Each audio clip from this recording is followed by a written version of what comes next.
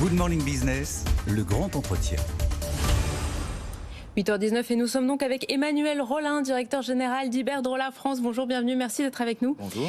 Alors, sommet de la mer du Nord aujourd'hui, la mer du Nord qui pourrait devenir notre réserve européenne d'énergie verte grâce notamment aux éoliennes en mer. Alors les éoliennes, c'est un peu votre cœur de métier chez Iberdrola puisque vous êtes la première capitalisation européenne sur les énergies renouvelables, 70 milliards d'euros, et la deuxième dans le monde. Est-ce que là, on est vraiment en train d'accélérer sur ces questions d'implantation d'éoliennes un peu partout en Europe ? Effectivement, oui, le développement des éoliennes qui est une nécessité. Il n'y a aucune étude aujourd'hui qui permet d'imaginer la transition énergétique sans le développement de l'éolien, du solaire, d'autres énergies renouvelables, mais en particulier de l'éolien.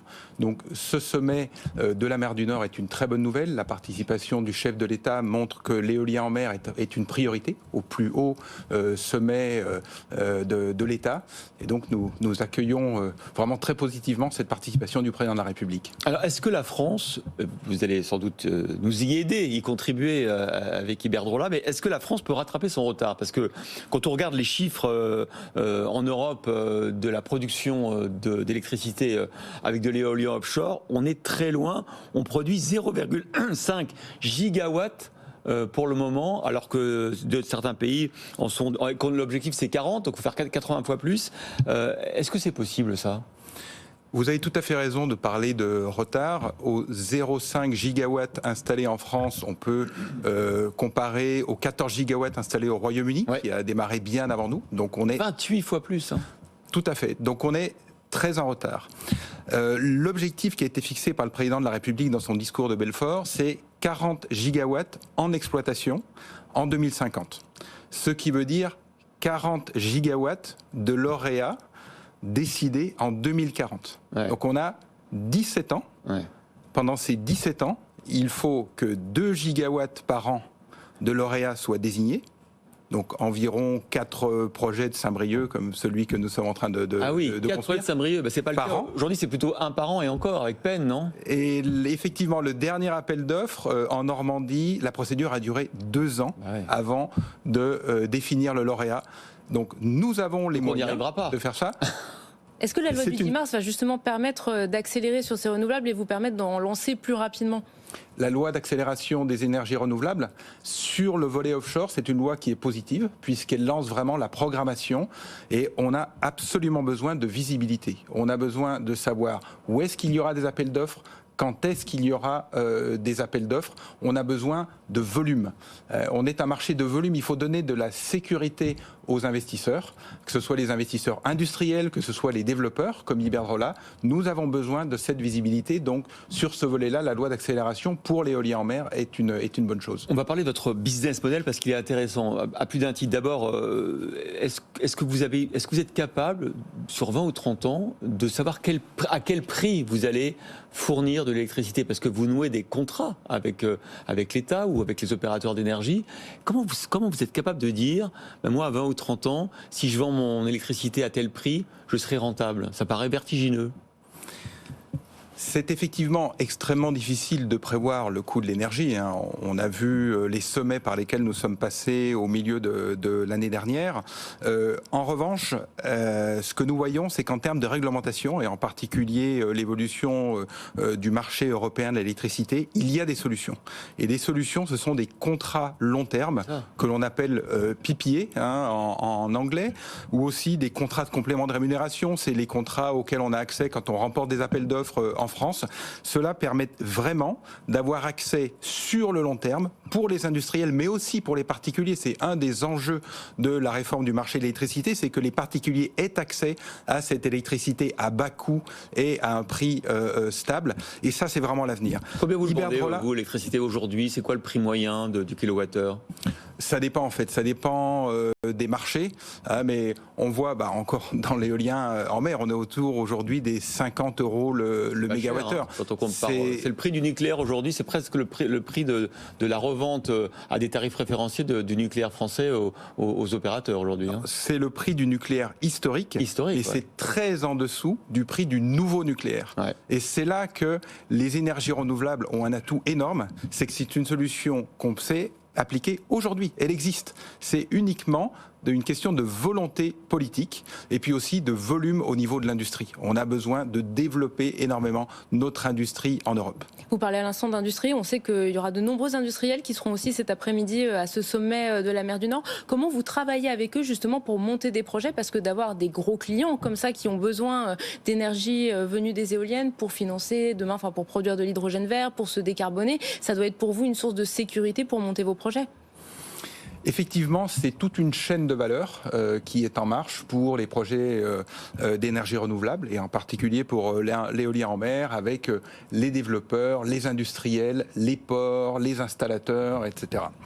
Et aujourd'hui, on est face à un paradoxe puisqu'il y a un marché énorme en Europe. On voit les ambitions de la France, mais c'est des ambitions tout à fait comparables dans les autres pays européens.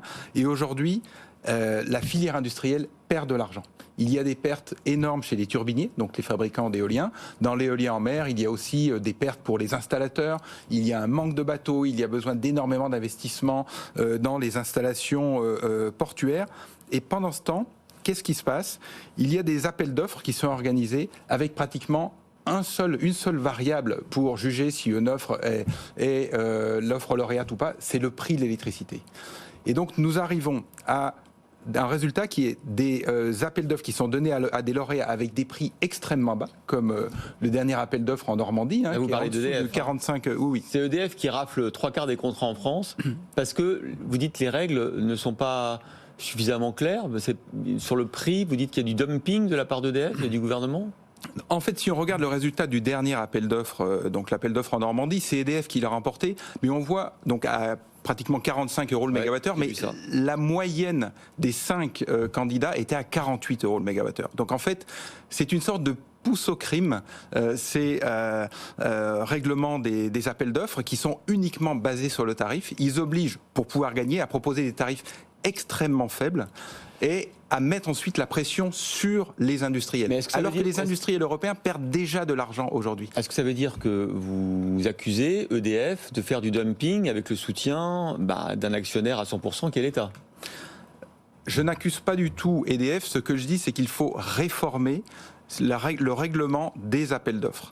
Puisque aujourd'hui, avec ces tarifs très bas, et avec une filière industrielle qui souffre énormément, qui perd de l'argent, il y a un risque de vivre ce que l'on a vécu dans le photovoltaïque, c'est-à-dire que tout parte en Chine ou aux États-Unis. Parce que maintenant, aux États-Unis, il y a le fameux IRA, l'Inflation Reduction Act, qui est un véritable aspirateur industriel avec des subventions de centaines de milliards de dollars. Mais justement, signer des contrats avec des gros industriels de l'acier, de l'automobile, ça ne peut pas vous permettre de dire on va vendre notre électricité un peu plus chère, certes par rapport à d'autres, mais d'un autre côté, on va sécuriser sur 10 ans, 15 ans nos implantations et donc gagner des appels d'offres comme ça, en changeant les critères? Alors ça, c'est possible, effectivement, et c'est une ouverture qui est en train de voir le jour dans l'évolution du marché de l'électricité européen. C'est la possibilité de signer, pour remporter les appels d'offres, des contrats long terme avec des industriels. Mais ce n'est pas encore la base. En ce moment, la base, c'est vraiment des contrats de complément de rémunération, et donc qui poussent à des prix extrêmement bas, de l'ordre de 45 €, comme on a pu le voir dernièrement. Alors, ce sommet de la mer du Nord auquel participe Emmanuel Macron aujourd'hui, l'objectif c'est de produire 300 gigawatts en Europe d'ici 2050. C'est l'équivalent de 250 réacteurs nucléaires. Est-ce que vous, industriels et opérateurs, vous auriez la capacité technologique, technique, industrielle de mettre l'équivalent de 250 réacteurs nucléaires en pleine mer? C'est un véritable défi. Il y a un problème de volume. Alors, juste une petite parenthèse sur Iberdrola, nous sommes déjà présents en mer du Nord. Nous développons une zone de 3,6 gigawatts, donc c'est un environnement que nous connaissons très bien. Nous avons 2 parcs, un en exploitation et l'autre en construction. Mais aujourd'hui, la capacité de la chaîne industrielle est encore trop faible, puisqu'elle permet de produire environ 7 gigawatts par an. Et sur la période 2025-2030, pour tenir ces objectifs, on a besoin de passer à 20 gigawatts. Donc il y a de véritables goulets d'étranglement, et c'est pour ça que nous avons besoin de planification, de programmation, de visibilité sur le long terme, de stabilité réglementaire, bref, de donner de la sécurité aux investisseurs. Mais j'espère que les industriels seront écouté et entendu tout à l'heure, effectivement, sur ce sommet de l'éolien offshore, enfin un sommet européen, notamment sur l'éolien offshore. Emmanuel Rollin, directeur général d'Iberdrola France, et comme le disait Pauline, on a découvert que vous pesiez en bourse 70 milliards d'euros. Premier groupe énergéticien renouvelable en Europe, deuxième dans le monde. Merci d'avoir été avec nous ce matin.